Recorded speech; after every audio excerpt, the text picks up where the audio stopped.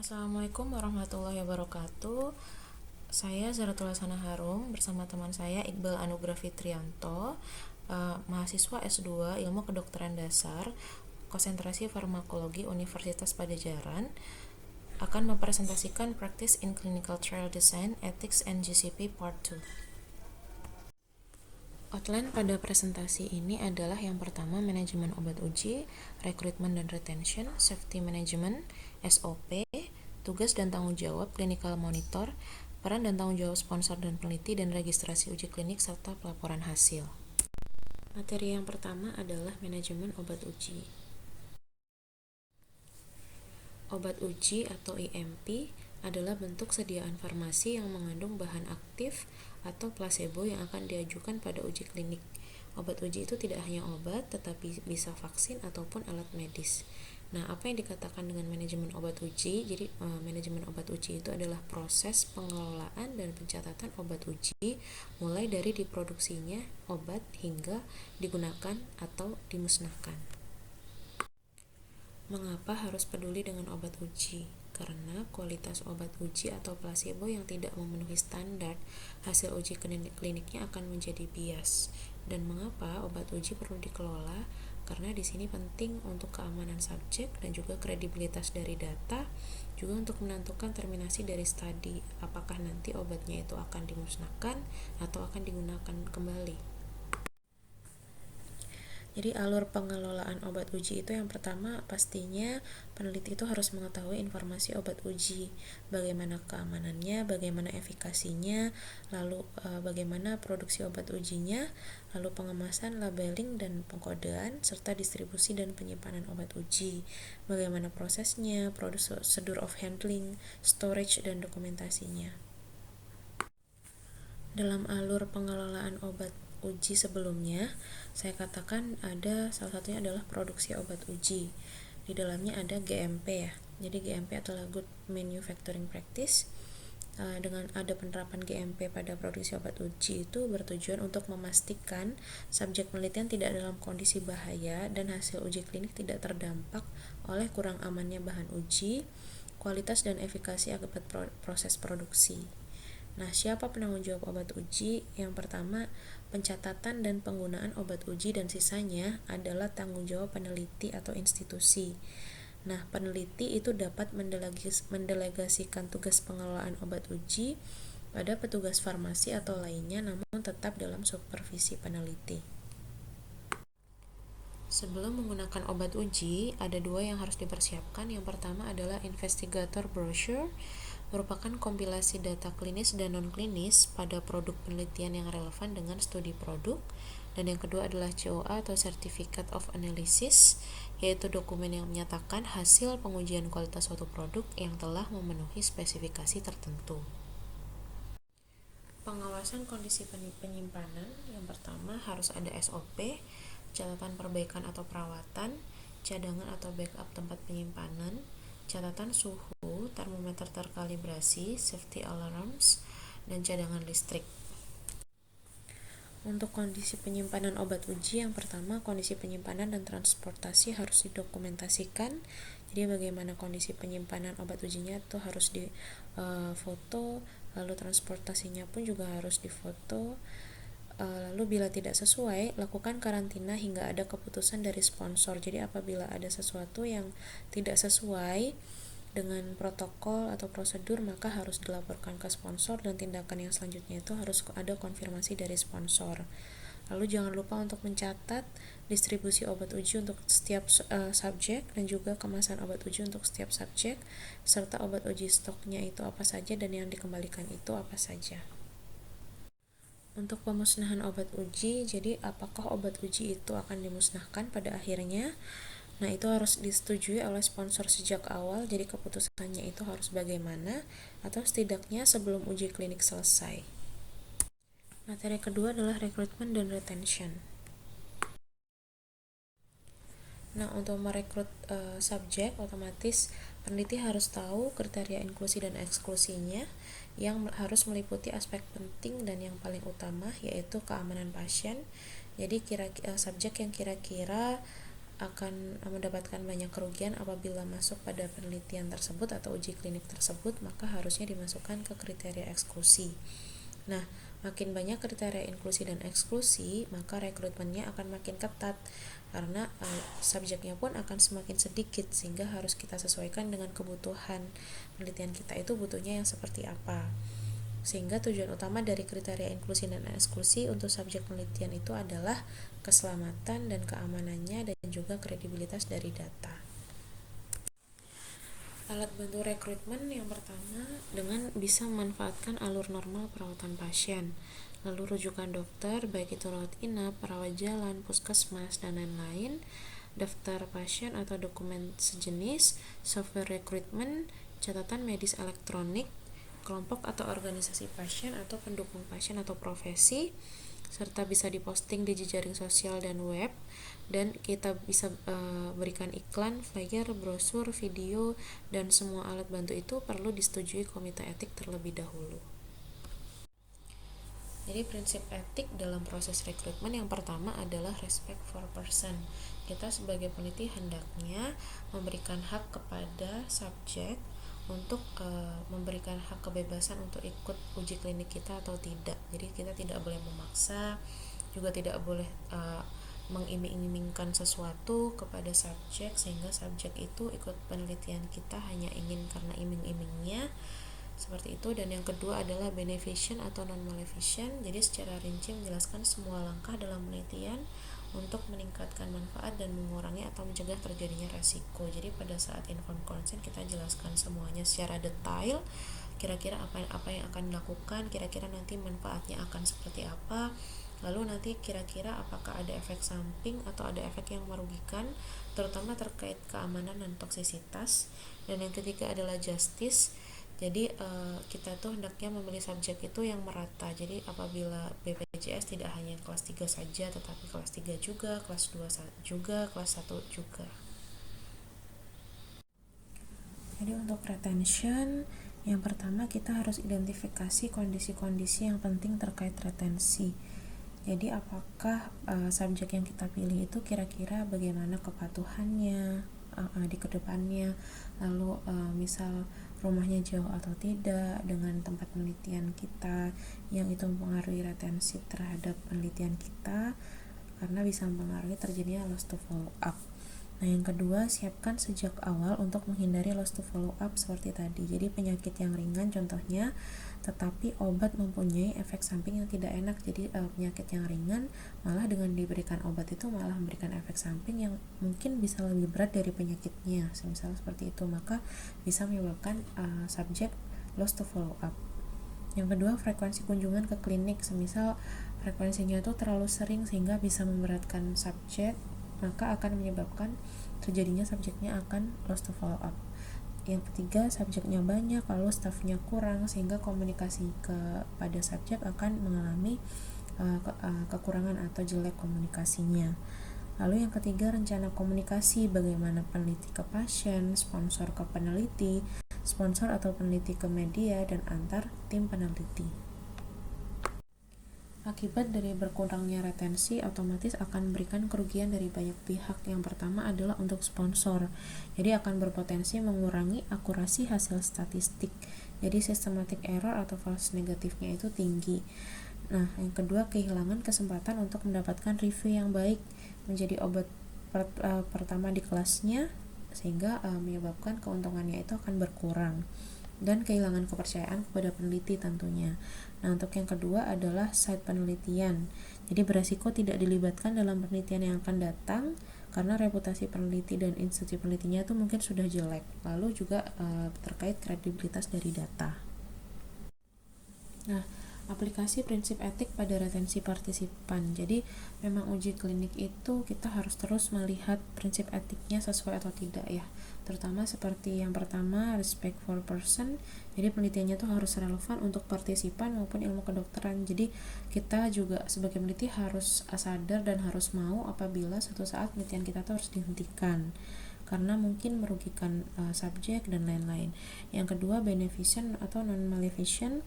Jadi kita juga terus memperhatikan kenyamanan partisipan, perhatikan pengelolaan adverse eventnya, jadi jangan sampai terbengkalai pasien-pasien yang mungkin mengalami adverse event dan lain-lain. Justice, jadi partisipan turut merasa memiliki terhadap penelitian dan outcome-nya. Materi yang ketiga adalah safety management. Kenapa peneliti itu perlu memonitor safety? Jadi yang pertama seperti pada prinsip GCP, yaitu keselamatan dan keamanan dari subjek itu di atas segalanya. Dan yang kedua untuk melengkapi data keamanan dari calon obat yang nantinya akan digunakan. Yang pertama adalah adverse event, yang merupakan semua kejadian medis yang tidak diinginkan yang terjadi pada subjek penelitian setelah obat uji itu diberikan, yang tidak harus ada hubungan kausalitas dengan obat uji tersebut. Contohnya, semisal pada saat subjek itu sudah kita berikan 1 dosis dari obat uji kita, lalu timbul penyakit lain yang tidak ada hubungannya dengan pengobatan yang kita berikan. Contohnya seperti pasiennya mengalami ISK atau batuk pilek pada saat proses atau selama pemberian obat uji tersebut. Sebagai peneliti juga harus tahu apa itu pengertian dari temporal association, jadi kondisi yang terdeteksi atau diagnosis sesudah obat masuk ke dalam tubuh minimal 1 dosis. Jadi semisal hari ini kita berikan dosisnya, besok sudah ada suatu gejala meskipun itu tidak ada hubungannya dengan obat uji kita, itu sudah dianggap masuk ke adverse event. Sedangkan adverse drug reaction adalah semua kejadian yang tidak diinginkan yang merupakan respons dari setelah mendapat obat uji, walaupun baru 1 kali mendapatkannya. Dan setidaknya ada 1 alasan yang kita itu tidak dapat menyingkirkan hubungan kausalitasnya. Jadi itu pertimbangkan sebagai ADR.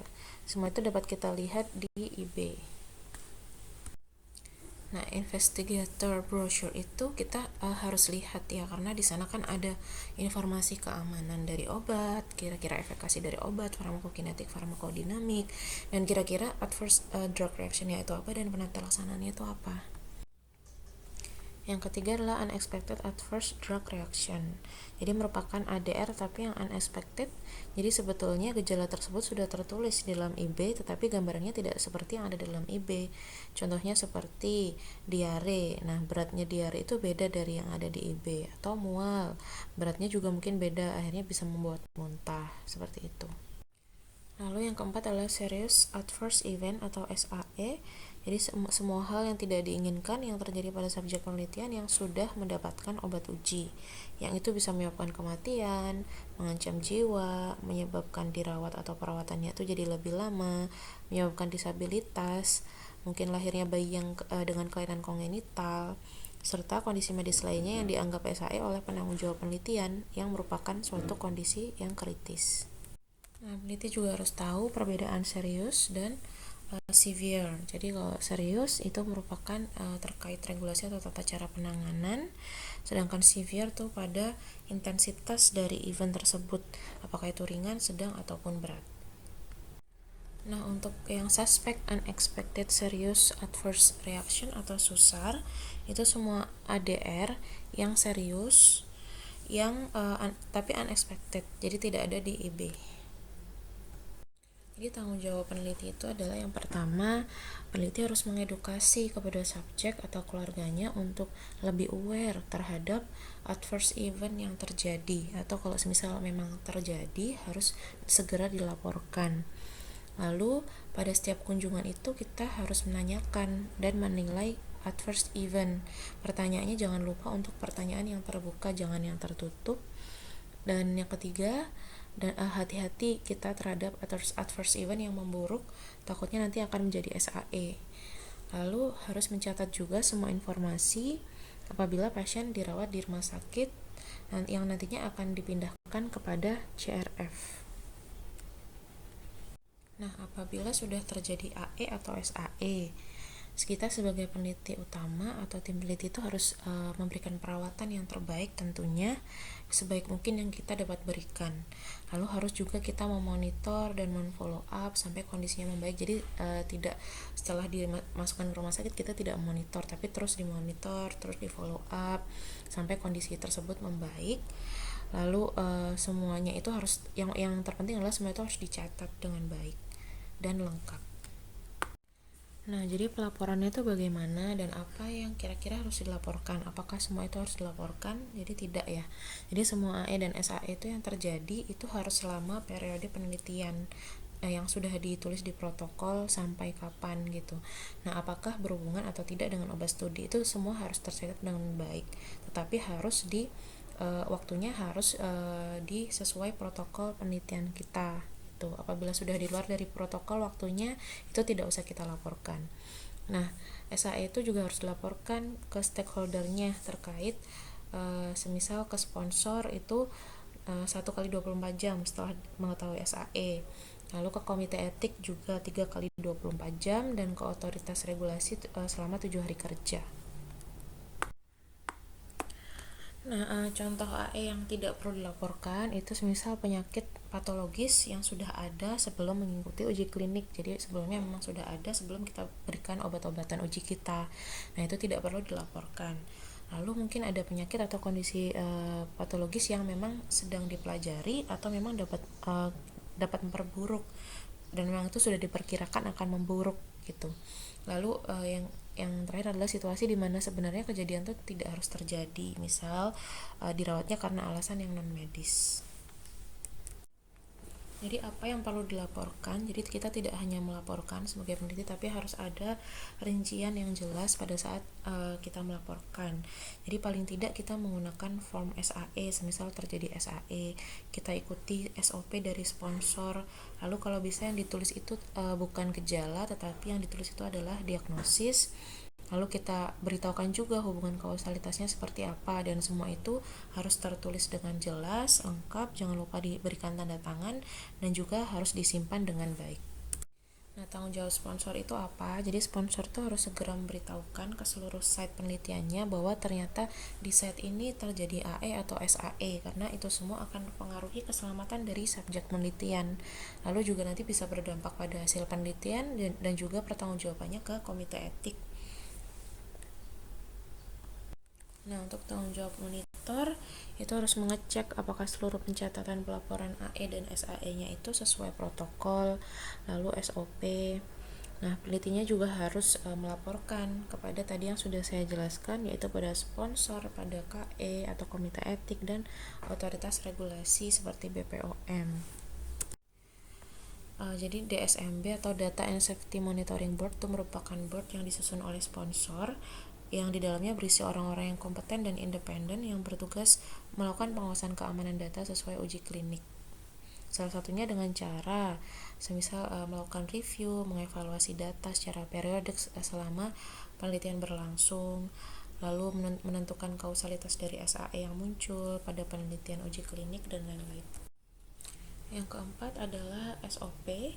Jadi SOP ini penting dalam uji klinik karena bisa memperjelas kegiatan penelitian yang ada dalam protokol, lalu juga bisa membantu aktivitas di lapangan dan lain-lain. Jadi harus ada sebelum penelitian dilakukan ya untuk SOP ini. Nah, bagaimana karakteristik dari SOP? Jadi SOP itu harus konsisten, efisien, berkesinambungan, serta transparan. Jadi SOP ini kenapa harus dibuat? Karena itu merupakan prasyarat kepatuhan terhadap GCP ya. Nah, kira-kira kenapa SOP itu dibutuhkan? Jadi kita harus juga melihat kira-kira pada saat kita melakukan uji klinis itu prosedur apa sih yang rutin dilakukan. Karena apabila prosedur itu rutin dilakukan, alat itu tidak dilakukan secara konsisten atau mungkin alat-alatnya tuh mungkin tidak sesuai, itu bisa menghasilkan data yang tidak valid ya. Jadi harus dibuat SOP pada prosedur-prosedur yang rutin, karena takutnya apabila tidak ada SOP, bila dijalankan itu nanti tidak konsisten terhadap nanti pelaksanaannya itu bagaimana, keamanannya bagaimana, dan mungkin juga kualitas datanya juga akan tidak baik apabila tidak ada SOP. Dapat kita lihat di slide Itu beberapa contoh yang dibutuhkan SOP seperti PSP, manajemen obat, bagaimana penerimaannya, penyimpanan, pendistribusiannya, lalu pengumpulan dan penyimpanan sampel penelitian. Misal kita membutuhkan spesimen plasma DNA, itu bagaimana pengambilannya, lalu bagaimana penyimpanannya, lalu bagaimana pelaporan AE atau SAE, lalu bagaimana manajemen TMF, termasuk dokumen-dokumen yang tersimpan itu harusnya seperti apa, lalu bagaimana seleksi dan penugasan setiap stafnya, dan lain-lain. Banyak sekali ya untuk contoh SOP itu. Nah, lalu sebetulnya siapa yang membuat SOP, siapa penelaahnya, dan siapa yang memberikan persetujuan terhadap SOP? Jadi yang membuat SOP itu adalah seseorang yang terlibat langsung dengan prosedur penelitian atau pemilik sistemnya. Nah, jadi yang pembuat SOP ini harus paham maksud dari prosedur tersebut, paham bagaimana cara membuat SOP-nya. Lalu untuk penelaah dari SOP itu yang jelas selain pembuat SOP, bisa 1 atau 2 orang yang telah mengikuti pelatihan tertentu. Lalu untuk yang persetujuan dari SOP itu adalah peneliti utama atau orang yang ditunjuk oleh peneliti utama. Jadi apabila di SOP itu sudah ada tanda tangan, itu menandakan SOP telah ditelaah dan disetujui.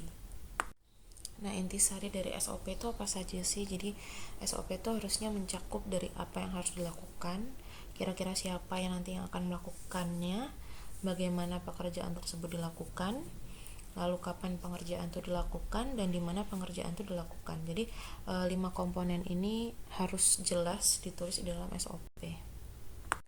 Nah, ini adalah poin-poin yang harus ada di dalam SOP. Materi yang kelima adalah tugas dan tanggung jawab clinical monitor. Monitoring yang dilakukan oleh clinical monitor itu dengan mengawasi jalannya suatu uji klinis untuk meyakinkan bahwa penelitian itu dilakukan, didokumentasikan, dan dilaporkan sesuai dengan protokol, SOP, GCP, dan peraturan lain yang diisyaratkan. Sebetulnya mengapa harus ada monitoring? Jadi monitoring itu bertujuan untuk meyakinkan bahwa hak dan kesejahteraan subjek manusia itu terjamin dan terlindungi. Lalu memastikan bahwa data yang dihasilkan dari penelitian itu akurat, lengkap, dan memastikan pelaksanaan penelitian itu patuh pada protokol dan amandemennya yang sudah disetujui dengan peraturan GCP dan peraturan lain yang berlaku.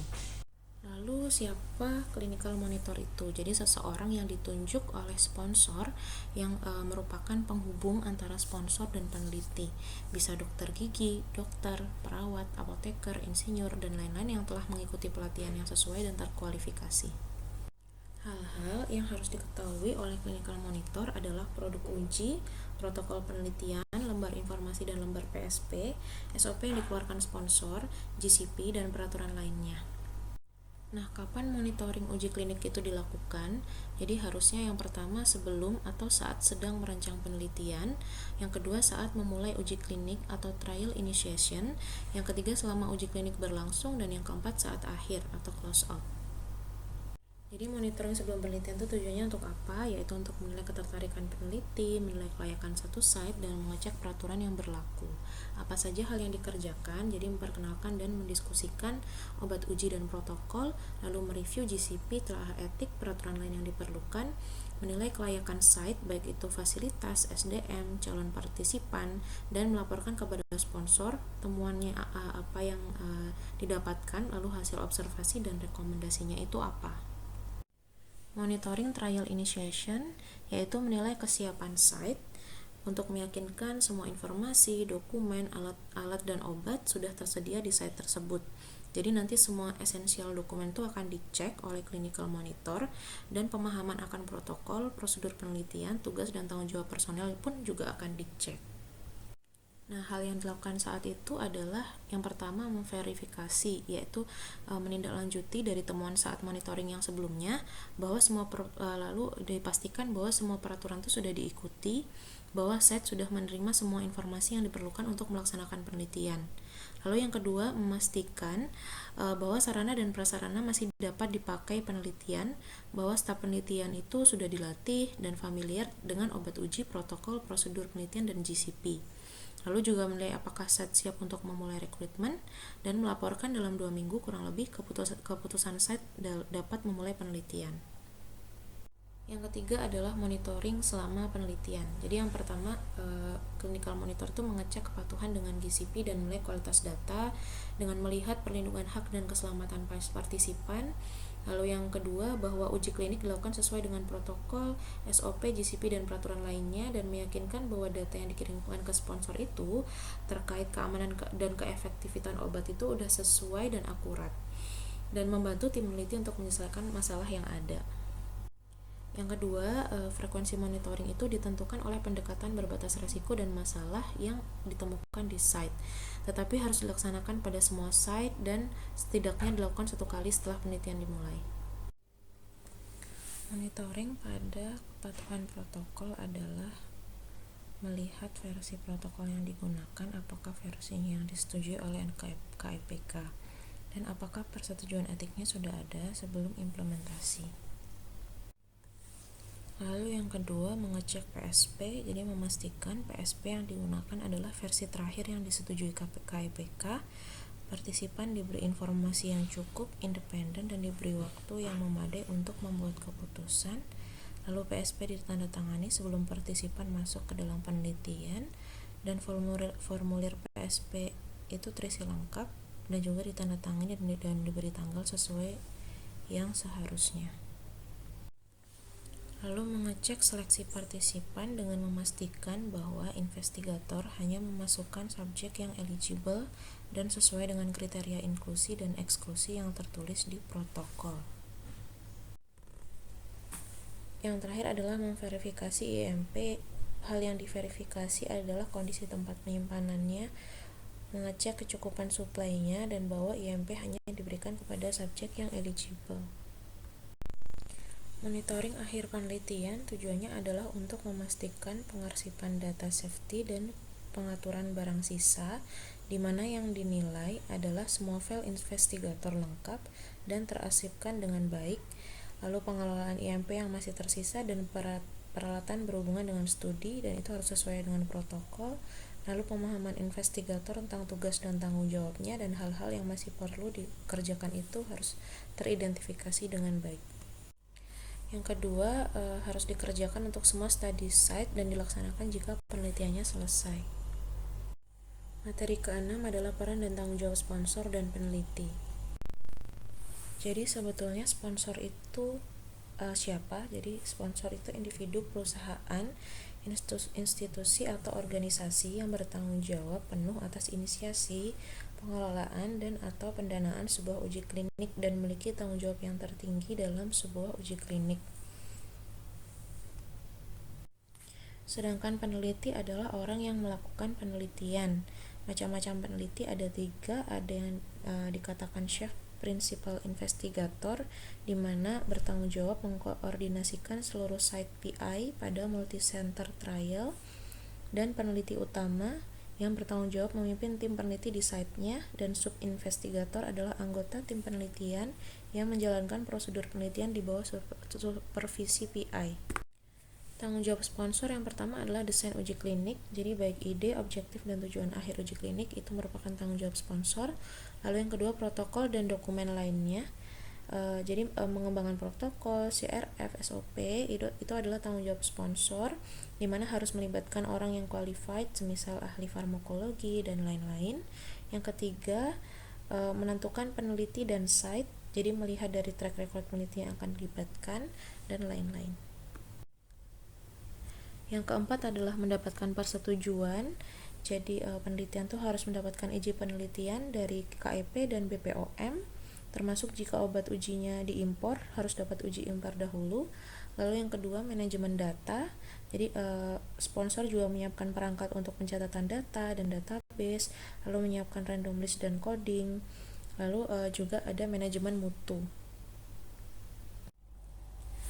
Yang ketujuh adalah manajemen obat uji, di mana sponsor menyediakan dan mengirimkan obat uji sampai ke site penelitian, lalu pelaporan SAE dan monitoring safety pada penjelasan sebelumnya, dan finansial. Jadi sponsor itu harus memberikan kompensasi atau uang untuk jalannya penelitian dan seluruh pengeluaran itu harus di cover oleh sponsor, seperti uang BHP, obat uji, insentif dari peneliti, juga asuransi, dan jangan lupa untuk manajemen subjek dengan SAE dan untuk institusi. Dan itu semua tertuang pada kontrak.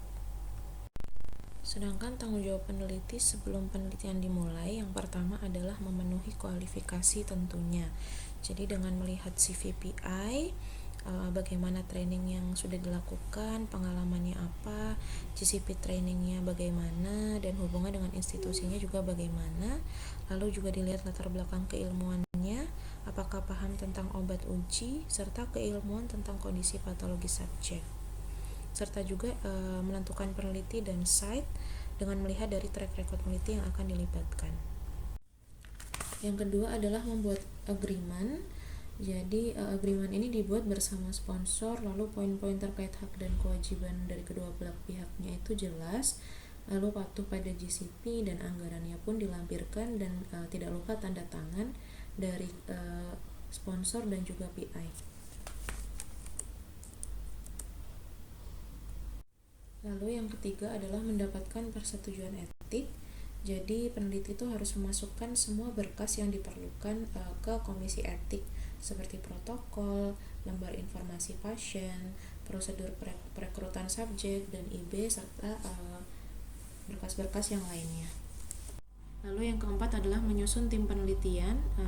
Pada saat merekrut staf, dilakukan penyeleksian, pelatihan, dilihat kompetensinya. Dalam menyeleksi dilihat CV-nya, pendidikan, pengalaman kerjanya, dan adakah waktu atau tidak untuk melakukan atau membantu dalam proses penelitian kita. Dan yang terakhir adalah menyiapkan infrastruktur. Jadi di mana subjek akan direkrut itu harus tahu, di rumah sakit atau puskesmas atau klinik. Lalu ruangan untuk merekrut subjek penelitian itu juga sudah jelas. Lalu perawatan medisnya jika diperlukan tuh ada, fasilitasnya lengkap, penyiapan obat ujinya juga sudah tahu, arsip pencatatan dan laporannya itu juga sudah ada. Tanggung jawab peneliti selama penelitian berlangsung adalah yang pertama patuh terhadap protokol, tentunya protokol yang sudah dibentuk, lalu GCP, deklarasi Helsinki, dan SOP. Lalu yang kedua adalah screening dan rekrutmen. Jadi kita harus lihat protokolnya dahulu dan apakah aspek etiknya itu sudah memenuhi atau belum. Yang ketiga adalah randomisasi dan blinding, yang itu harus mengikuti SOP randomisasi. Yang keempat adalah hak dan keselamatan subjek. Jadi kita harus menyediakan dan memberikan perawatan medis yang sesuai, termasuk jika terjadi SAE.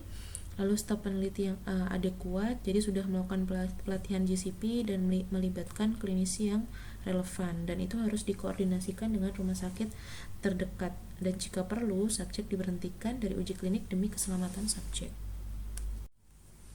Yang kelima adalah kredibilitas data. Jadi semua pelaksanaan penelitian itu harus mengikuti SOP, ada monitoring internal, ada pelatihan staff, dan risk mitigation, sehingga diharapkan data-data yang dihasilkan itu kredibel. Yang keenam adalah mengelola obat uji. Jadi peneliti itu memberikan obat uji kepada subjek sesuai hasil randomisasi. Lalu penyimpanan obat ujinya itu bagaimana, staf yang digunakan pada saat mengelola obat uji itu yang seperti apa, yang diberikan tanggung jawab, dan menggunakan obat uji itu hanya sesuai dengan yang ada di protokol, tidak keluar dari aturan yang ada di protokol. Yang ketujuh adalah berkomunikasi dengan stakeholder.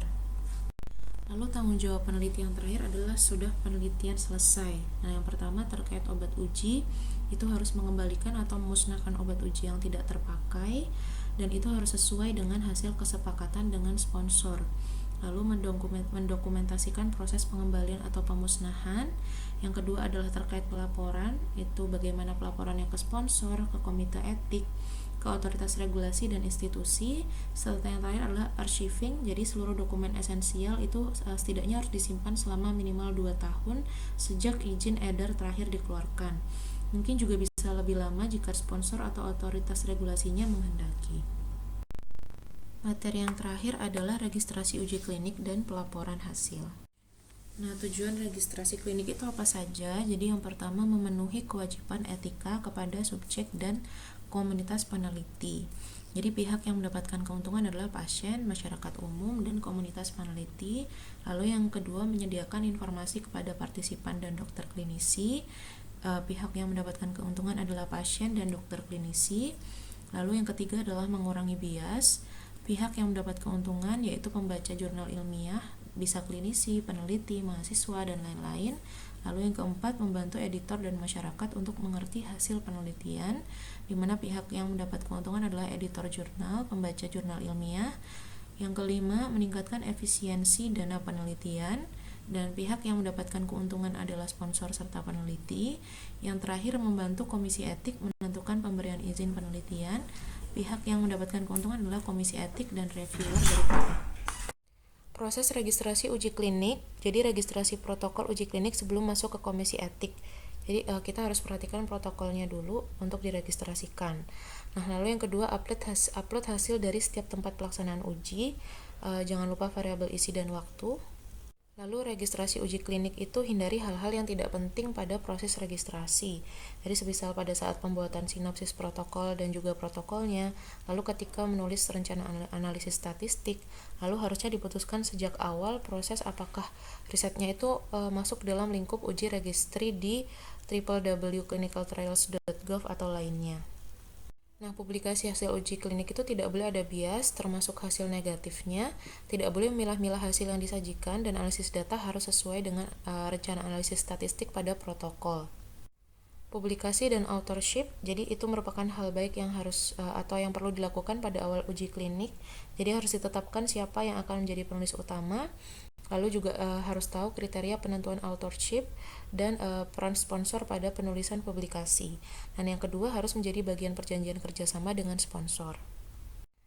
Mungkin itu saja yang dapat saya sampaikan. Untuk kurang dan lebihnya, mohon maaf dan terima kasih. Wassalamualaikum warahmatullahi wabarakatuh.